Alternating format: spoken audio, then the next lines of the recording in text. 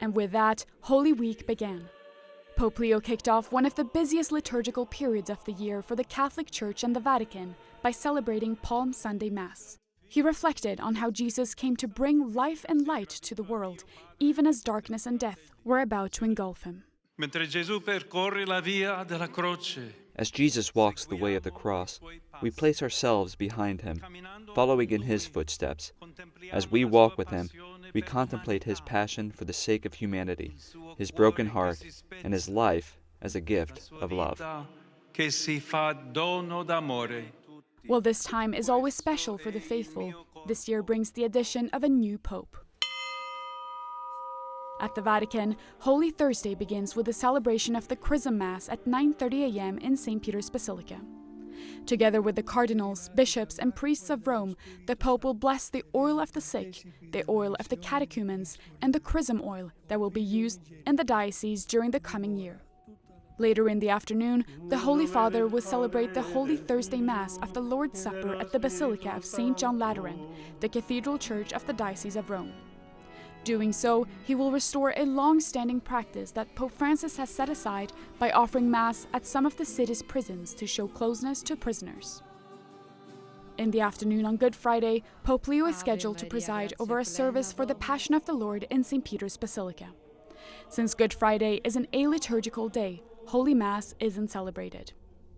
During the service, it is custom for the papal preacher, currently Father Roberto Pasolini, to give a sermon on Christ's crucifixion. Later in the evening, the Holy Father will lead the Via Crucis, the Stations of the Cross devotion, at the Colosseum, a service that Pope Francis did not attend in person from 2022 owing to his health. On Holy Saturday night, Pope Leo will celebrate the Easter Vigil Mass at 9 p.m. in St. Peter's Basilica. The Vigil, which is the greatest and most noble of all solemnities according to the Roman Missal, begins in darkness with the blessing of the new fire. At the Vatican, cardinals, bishops, and priests will process through the dark basilica, carrying lit candles to signify the light of Christ coming to dispel the darkness. The Pope also typically baptizes new Catholics at this Mass. The morning of Easter Sunday, the Holy Father will preside over Holy Mass in St. Peter's Square, which will be decorated with tens of thousands of flowers from the Netherlands, a custom spanning 40 years. After Mass, Pope Leo will give his annual Urbi et Orbi message and blessing from the central balcony of St. Peter's Basilica.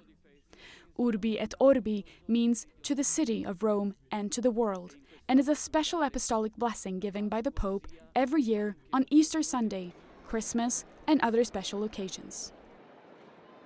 Easter Monday, also known as Monday of the Angel, commemorates the angel's encounter with the women who came to Jesus' tomb. It will mark the final moment in the Vatican's long program of Easter celebrations, which Pope Leo will conclude by praying the Regina Caeli, a Marian prayer recited during the Easter season at noon from a window of the Apostolic Palace, just as he did in his first Regina Caeli address after his election. In Rome, Bénédicte Cedergen for EWTN News Nightly. Alleluia.